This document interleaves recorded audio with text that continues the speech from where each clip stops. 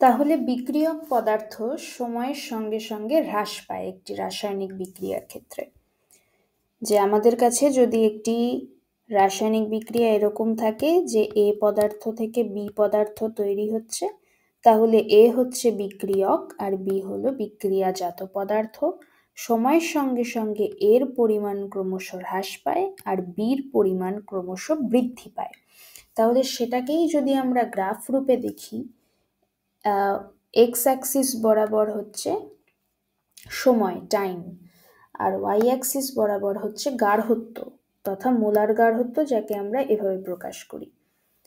তাহলে আমরা ধরে নিই যে T1 সময়ে, এরকম T1 সময়ে আমাদের গার্হস্থ্যের পরিমাণ হলো A1, প্রথম গার্হস্থ্য, সেটাকে আমরা 1 দিয়ে বোঝাচ্ছি, সেটা ধরলাম তার ভ্যালু 20 T1 সময়ে। এই যে T এই পয়েন্ট আর এখানে গার্হস্থ্য 20।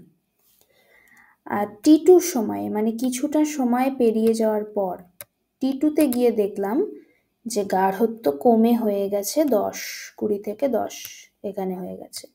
তাহলে এই দুটো পয়েন্ট যোগ করলে এখানে পয়েন্টটা হচ্ছে 10 হয়ে গেছে A2। তাহলে এভাবে বিভিন্ন পয়েন্টে যদি আমরা ভ্যালুগুলো চেক করে করে বসাতে থাকি, তো বাস্তবে দেখা যায় বিক্রিয়ক পদার্থের গ্রাফটা এরকম হয়, মানে সময়ের সঙ্গে সঙ্গে তা এক্সপোনেনশিয়ালি কমতে থাকে। এটাকে এক্সপোনেনশিয়ালি কমে যাওয়া বলে, মানে যত সময় বাড়বে আরো বেশি বেশি কমবে আর কি, এটাই তার মানে। তাহলে এটি হলো বিক্রিয়ক পদার্থের গ্রাফ। বিক্রিয়ক পদার্থের গার্হস্থ্য বনাম সময় গ্রাফ।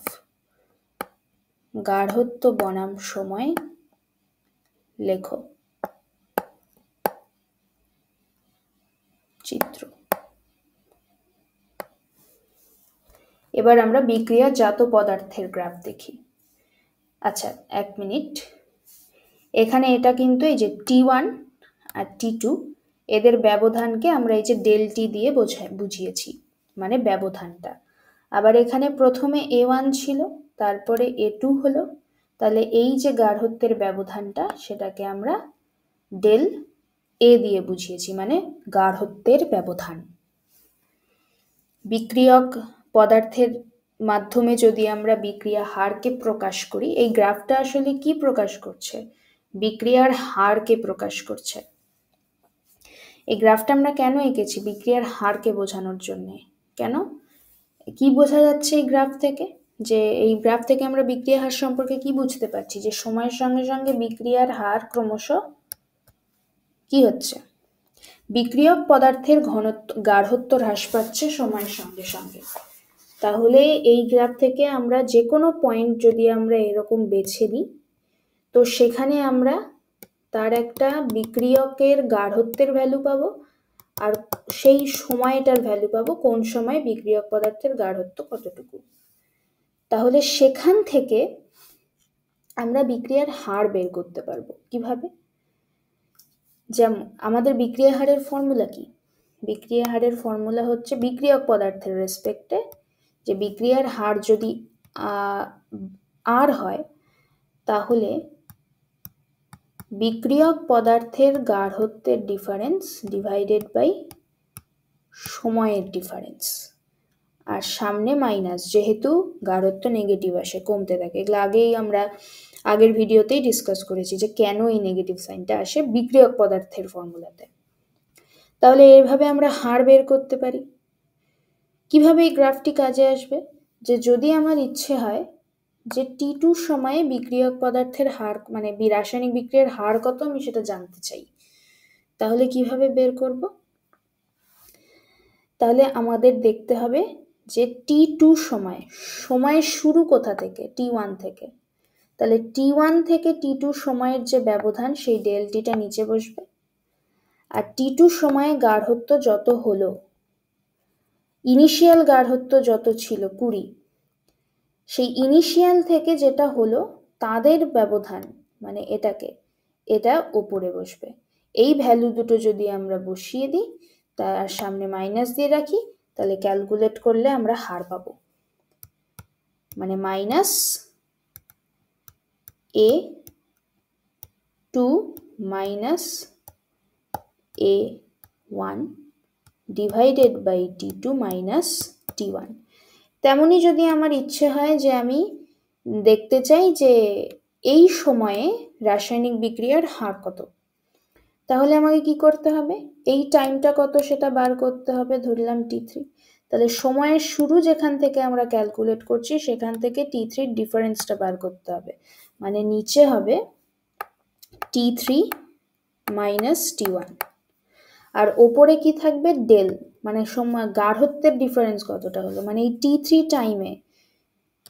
টাইমে আমাদের বের করতে হবে গ্রাফ থেকে বিক্রিয়ক পদার্থের গাঢ়ত্ব কতটুকু। তাহলে বিক্রিয়ক পদার্থের গাঢ়ত্ব গ্রাফ থেকে পট করে বার করতে হবে। তা ধরলাম এখানে যে ভ্যালুটা আসবে সেটা হবে, তা ধরলাম সেই গাঢ়ত্বটা আসলো A3। তাহলে গাঢ়ত্বের শুরুতে যত গাঢ়ত্ব ছিল T1 এ, সেখান থেকে এই যে ডিফারেন্সটা সেটা যতটা হলো সেটাই উপরে বসবে, মানে A3 মাইনাস A1। আর সামনে যদি একটা মাইনাস বসিয়ে দিই তাহলেই আমরা কি পেয়ে যাব, হার পেয়ে যাব। বিক্রিয়াজাত পদার্থের ক্ষেত্রেও ঠিক একই রকম, যে আমরা ধরলাম যে T1 সময়ে বিক্রিয়াজাত পদার্থ শূন্য ছিল, কেননা স্বাভাবিক, যখন একটা বিক্রিয়া শুরুই হয়নি তখন তো কিছুই উৎপাদন হয়নি, তখন শুধুই বিক্রিয়ক পদার্থই পড়ে আছে। অল্প অল্প করে সময় এগোচ্ছে তো বি আস্তে আস্তে তৈরি হচ্ছে। তো একদম সময়ের শুরুতে T1 মানে যখন একেবারে 0 সেকেন্ড, তখন তো B1 কিছুই ছিল না, B1 0।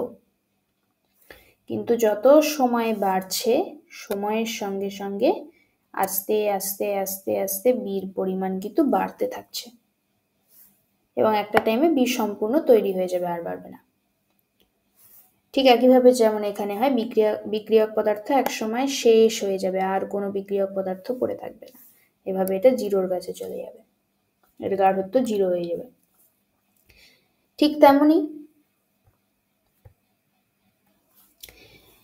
তেমনি এখানে বিক্রিয়াজাত পদার্থের ক্ষেত্রে সময়ের শুরুতে একদম গাঢ়ত্ব 0 ছিল, কিন্তু যেই সময় বাড়ছে অমনি কিছু একটা গাঢ়ত্ব হলো, কোনো একটা ভ্যালু।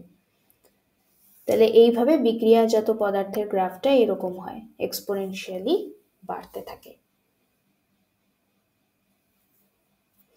তাহলে এবার আমরা দেখি যে বিক্রিয়াজাত পদার্থের ক্ষেত্রে হারের ফর্মুলা কি, যে R ইকুয়ালস টু ডেল্টা গাঢ়ত্বের ডিফারেন্স আর টাইমের ডিফারেন্স। এই গাঢ়ত্ব, আচ্ছা এখানে যে আমরা তাহলে যে কোনো একটা পয়েন্টে আমি হার বের করতে পারবো। ধরলাম T2 টাইমে আমি হার বের করতে চাই, মানে টাইমের ডিফারেন্সটা বের করতে হবে, T2 minus T1 del T এখানে বসবে, T2 মাইনাস T1, এখানে মাইনাস বসে না সামনে বিক্রিয়কের মতো, T2 মাইনাস T1। আর T2 সময়ে যে গাঢ়ত্ব দ্যাট ইজ B2, সেটা মাইনাস ইনিশিয়াল গাঢ়ত্ব মানে প্রাথমিক গাঢ়ত্ব, তার ডিফারেন্সটা দ্যাট ইজ ডেল B, সেটা কত B2 মাইনাস B1। তাহলেই আমি হার পেয়ে যাব।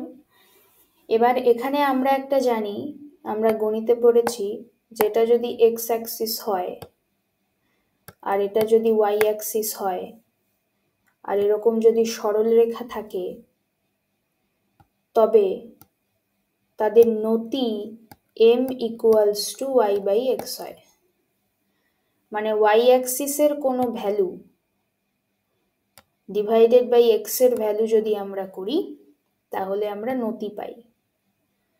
এটাও একরকম এরকমই আর কি, মানে এই পয়েন্ট এরকম একটা পয়েন্ট আর এই পয়েন্ট, এখানে y1 পাওয়া গেল আর এইখানে পৌঁছে গেল y2 পাওয়া গেল, এখানে x1 হলো আর এই পয়েন্টে গিয়ে ধরলাম x2 হলো, তাহলে এটাও নতি হবে del y by del x, মানে y2 minus y1 by x2 minus x1। তো এখানেও তাই হয়েছে, এটা y2 মাইনাস y1 এর মতো, x2 মাইনাস x1 এর মতো, তার মানে হারকে আমরা নতি বলতে পারি। নতি মানে কি আমরা জানি তো, নতি মানে ট্যান থিটা হয়, মানে আমরা কোণ পাই নতির থেকে। নতি আমাদের হারটাকে বোঝাচ্ছে। নতি যত বেশি হবে মানে তত দ্রুত দ্রুত বাড়ছে আর কি, আর নতি যত কম হবে তত আস্তে আস্তে বাড়ছে, এটাই বোঝাচ্ছে। যেমন এখানে যখন আমরা নতি ক্যালকুলেট করব, মানে এখানে দেখব যে y বাই এক্স এর ভ্যালুটা কিছুটা কম আসলো, মানে নতি কম আসলো। আবার এখানে দেখা যাবে, এখানে ধরলাম নতি অনেক বেশি আসলো, আবার এখানে কিন্তু দেখা যাবে নতি আস্তে আস্তে কমে যাচ্ছে। এর মানেটা কি, যে এখানে যদি আমরা একটা রেঞ্জ ধরে নিই, যে এইখানে y1 এটা ধরলাম y1, আর এই পয়েন্টটুকু এটুকু ধরলাম y2, আর এই পয়েন্টটা ধরলাম x1, আর এই পয়েন্টটা ধরলাম x2। তাহলে এখানে যদি আমরা এভাবে নতি বের করি, তাহলে দেখব যা ভ্যালু আসলো, এইখানে যদি একটা রেঞ্জ ধরে নিই, এরকম y1, এরকম y2, এইটুকু x1, এইটুকু x2, এরকম যদি রেঞ্জ ধরে নিই, তাহলে যে ভ্যালুটা আসবে দেখবো অনেক কম আসছে। তার মানে m এর ভ্যালু বা নতির ভ্যালু বড় বা কম মানে কি, তার মানে হচ্ছে m এর ভ্যালু যত বড় হবে মানে সেই জায়গায় বিক্রিয়াটা খুব দ্রুত হচ্ছে। মানে এই যে রাইজ, মানে স্টিপ রাইজ, একেবারে শার্প রাইজ হচ্ছে, একেবারে খুব খাড়া এখানে গ্রাফটা। আর এখানে একটু চ্যাপ্টা হয়ে গেছে, স্লো হয়ে গেছে বৃদ্ধিটা। মানে এখানে y1 থেকে গাঢ়ত্ব বেড়ে y2টা কিন্তু অনেক বেশি সময় লাগছে হতে, কিন্তু এখানে একটা ভ্যালু থেকে গাঢ়ত্ব বের হয়ে আরেকটা ভ্যালু হতে অনেক কম সময় লাগছে, অনেক কম সময় হয়ে গেল। তার মানে এই জায়গাটায় হারটা বেশি আছে, নতি বেশি আছে, আর এই জায়গায় অনেক বেশি সময় লাগলো, মানে মানে বিক্রিয়ায় অনেক বেশি সময় লাগলো, মানে কি বিক্রিয়াটা আসতে হচ্ছে, মানে বিক্রিয়ার হার কম। কেন কম, কারণ নতিটা কম। এটা আমরা এইভাবে বুঝি যে একটা সরল রেখার ক্ষেত্রে যদি দেখি এরকম ত্রিভুজটা এরকম একটু চওড়া চওড়া টাইপ, সরু সরু টাইপের আসে, তার মানে সেটা খুব খাড়া, মানে খুব দ্রুত সেখানে বৃদ্ধি হচ্ছে। আর যদি এরকম চ্যাপ্টা টাইপের আসে, তার মানে বুঝবো সেখানে অনেক বেশি আস্তে আস্তে বৃদ্ধি হচ্ছে। এভাবে নতি কম আর নতি বেশি দিয়ে আমরা হার কম না হার বেশি সেটা বের করতে পারি। কেন বের করতে পারি, কারণ নতির ফর্মুলা ঠিক সেম হারের মতোই হয়ে যাচ্ছে, সেজন্য এভাবে গ্রাফিক্যালি নতি বের করে আমরা হার ক্যালকুলেট করতে পারি। তাহলে বোঝা গেল গল্প। বিক্রিয়ক পদার্থের ক্ষেত্রেও সেম, যে প্রথম প্রথম যদি আমরা দেখি যে যে কোনো একটা পয়েন্ট আমরা ধরে নিলাম, এই দুটো পয়েন্ট আমরা ধরে নিলাম, তাহলে আমরা ধরলাম প্রথমে এটা হচ্ছে x1, মানে সময় প্রথম একটা ভ্যালু, পরে আরেকটা সময়ের ভ্যালু নিলাম x2, এই সময়ে যে গাঢ়ত্ব ছিল একটা ভ্যালু নিলাম y1, এবং পরে x2তে যে ভ্যালুটা হলো সেটা ধরলাম y2। তাহলে বিক্রিয়ক পদার্থের প্রাথমিক একটা গাঢ়ত্ব কমে আরেকটা গাঢ়ত্ব হতে এখানে কিন্তু সময়ের ব্যবধানটা অনেক কম, অনেক কম সময়ে হলো। এই যে শার্প একটা ডাউন, যেখানে বাড়ায় সেখানে এরকম বাড়ে, আর যেখানে ডাউন হয় সেখানে এরকম শার্প ডাউন হয়, আর যেখানে আস্তে আস্তে বাড়ে সেখানে এইভাবে বাড়ে, আর যেখানে আস্তে আস্তে কমে সেখানে এইভাবে কমে।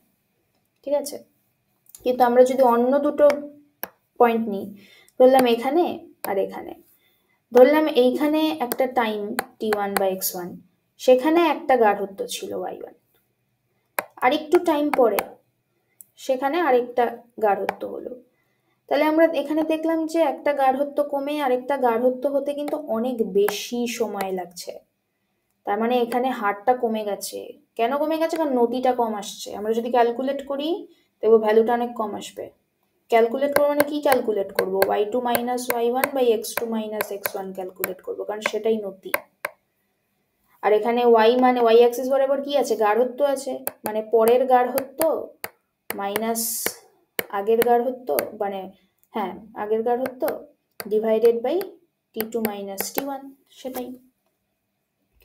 এবার এই জিনিসটা তো নেগেটিভ আসবে আমরা জানি, সেই জন্য এখানে নতিটাও নেগেটিভ হয়। নতি নেগেটিভ হওয়া মানে এরকম নিচের দিকে যায়, আর নতি পজিটিভ হওয়া মানে উপরের দিকে যায়।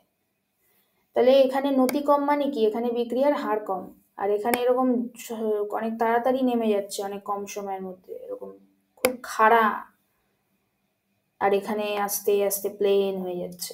তার মানে এখানে হার কম আর এখানে হার বেশি। কিসের হার কম, কিসের হার বেশি? বিক্রিয়ক পদার্থের কমে যাওয়ার হার এখানটা বেশি, আর বিক্রিয়ক পদার্থের কমে যাওয়ার হার এখানটা কম। তাহলে এইভাবে নতি দিয়ে আমরা হার ইয়ে করতে পারি। এখানেও সেম, প্রথম দিকে মানে প্রথম যখন বিক্রিয়াটা শুরু হয়, সবে শুরু হয়েছে, তখন খুব দ্রুত বিক্রিয়াজাত পদার্থের পরিমাণ বাড়তে থাকে, খুব স্পিডে বিক্রিয়া হতে থাকে। আস্তে আস্তে আস্তে আস্তে জিনিসটা ঢিলে হয়ে যায় একটু, তখন আর মানে শেষের দিকে যখন বিক্রিয়ায় পৌঁছে যায় তখন খুব আস্তে আস্তে পদার্থ উৎপন্ন হয়। কেন? এটা খুব স্বাভাবিক, এটা কিন্তু খুব সহজেই বোঝা যায় যে প্রথম দিকে আমার কাছে প্রচুর এ আছে, সবে বিক্রিয়াটা শুরু হলো, একদম প্রচুর উত্তেজনার সঙ্গে আমাদের বি তৈরি হওয়া শুরু হলো, আস্তে আস্তে এ কমে গেল, প্রায় বেশিরভাগই বি হয়ে গেছে। তখন কি হবে? বিক্রিয়াটা স্বাভাবিকভাবেই স্লো হয়ে যাবে, আস্তে আস্তে গিয়ে বি হয়ে গেল। এইভাবে বিক্রিয়ার হার শুরুতে খুব বেশি থাকে কিন্তু শেষে কমে যায়। তাহলে আমাদের গল্প কি দাঁড়ালো? যে এটা যদি সময়ের অক্ষ হয় আর এটা যদি গাঢ়ত্বের অক্ষ হয়, সেটা বিক্রিয়ক পদার্থই হোক আর বিক্রিয়াজাত পদার্থই হোক, যা হোক না কেন, বিক্রিয়ক পদার্থের গাঢ়ত্ব প্রথমে বেশি থাকে, কিন্তু সময়ের সঙ্গে সঙ্গে বিক্রিয়ক পদার্থের গাঢ়ত্ব কমে যেতে থাকে। আর বিক্রিয়াজাত পদার্থেও প্রথমে শূন্য থাকে, কিন্তু সময়ের সঙ্গে সঙ্গে বিক্রিয়াজাত পদার্থের পরিমাণ এভাবে বাড়তে থাকে।